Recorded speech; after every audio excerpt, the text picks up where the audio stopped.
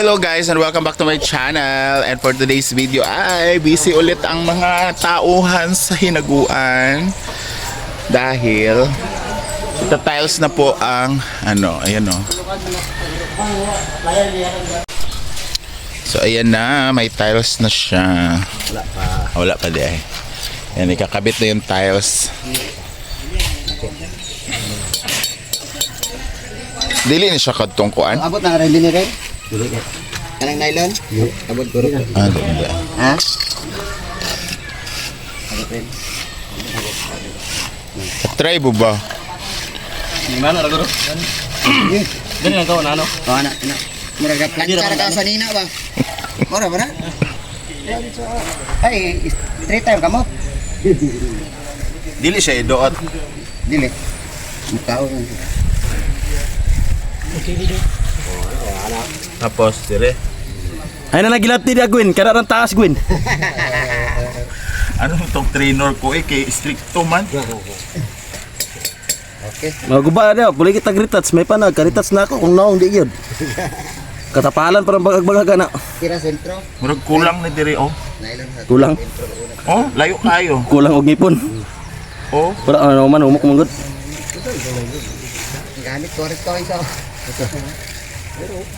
Gwen, lamya kayo. Paspasi gamay. May lang ka mo hawi na ng Mumao ka dakuha ng handol. uy, nanapoy kuan, basher. Basher skili do. Strita ng gamot ba? Ala. Ato na sa yung undang mo no.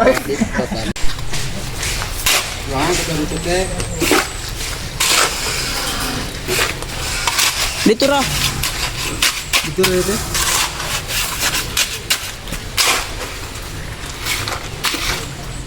Kaya pa naman eh. Ha? Pero ba? Hindi na kaya. Nakakuha na overflow mo.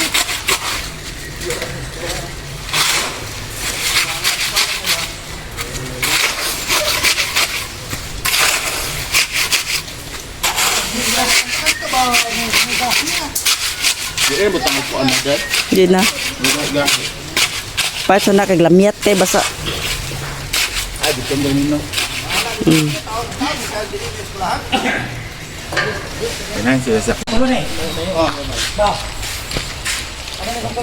Hi guys! So ito na nga, nagtatiles tayo dito ng ating mga kulungan ng ating mga alaga.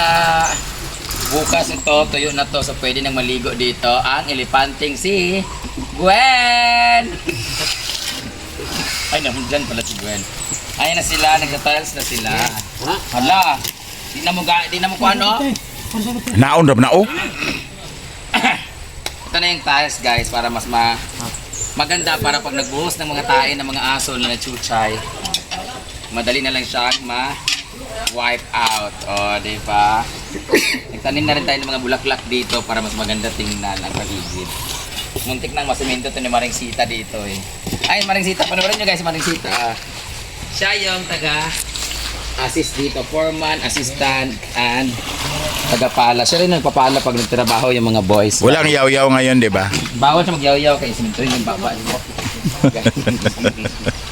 Ayan na, may bulaklak na. O, diba? Maring Sita, may flowers na siya.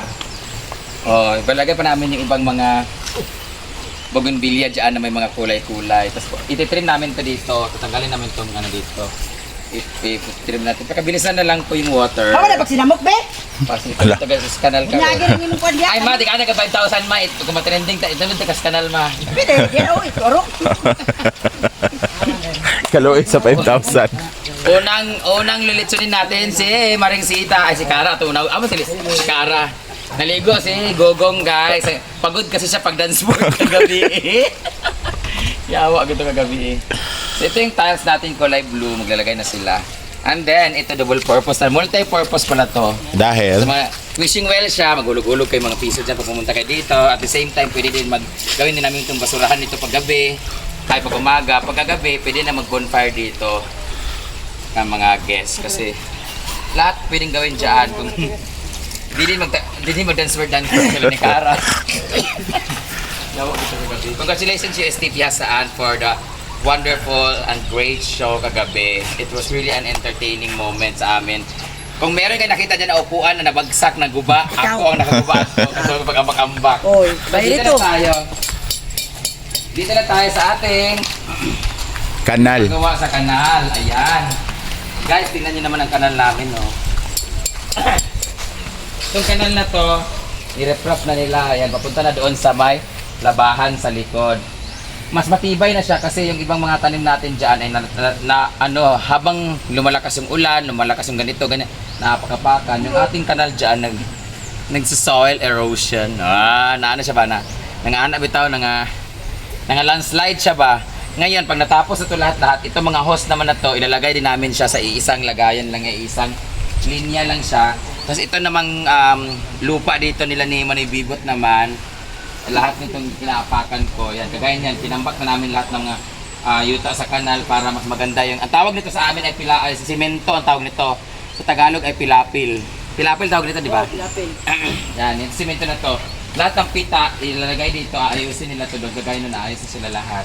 Ayan, dito naman next ayusin nila pag natapos ng tubig. Tapos, saka namin ipapadalo yung tubig kasi yung tubig nandito sa kanila ngayon. Kasi dyan sila nagpapatubig ngayon.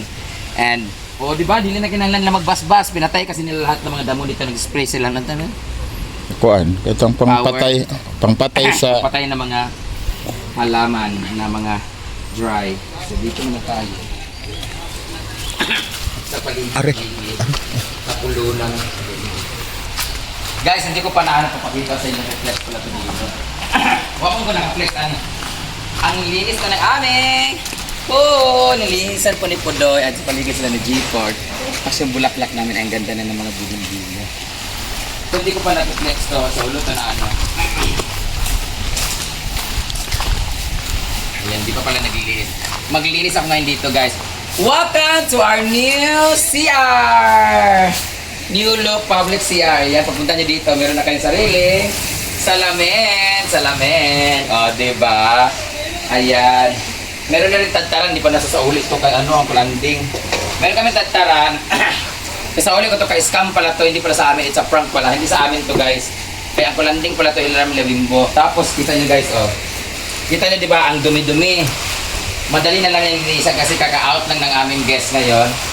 So ngayon, mapapatubig ako para isang buhusan lang.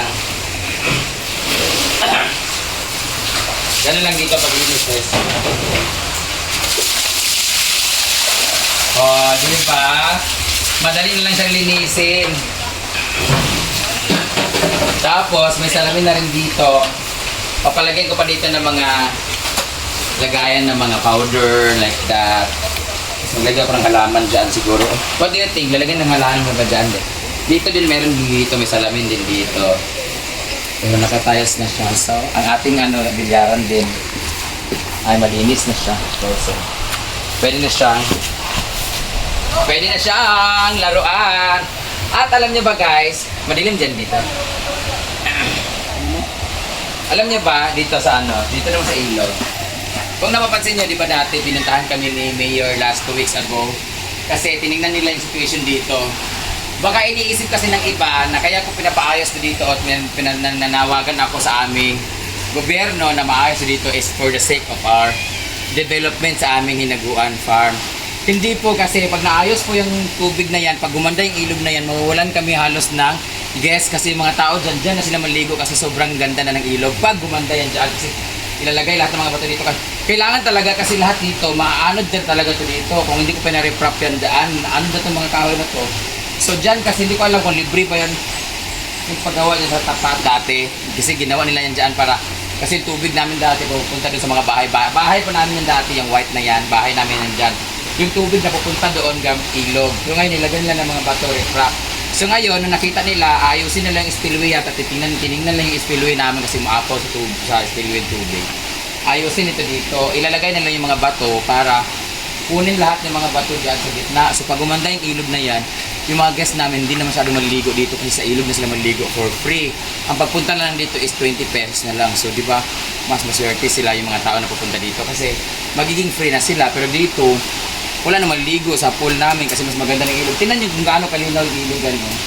Pag ganitong tag-init. Pero pag tag-ulan siya, delikado siya, di ba? Kasi mataas siya. So para maging maayos siya, ilalagay yung mga bato dito sa gilid. So, bumaya, parating na sila ni Britney kasi namili sila. Ang ulam namin ngayon ay miswa tsaka pritong isda. So, antayin na lang natin sila na dumating and I'll see you later.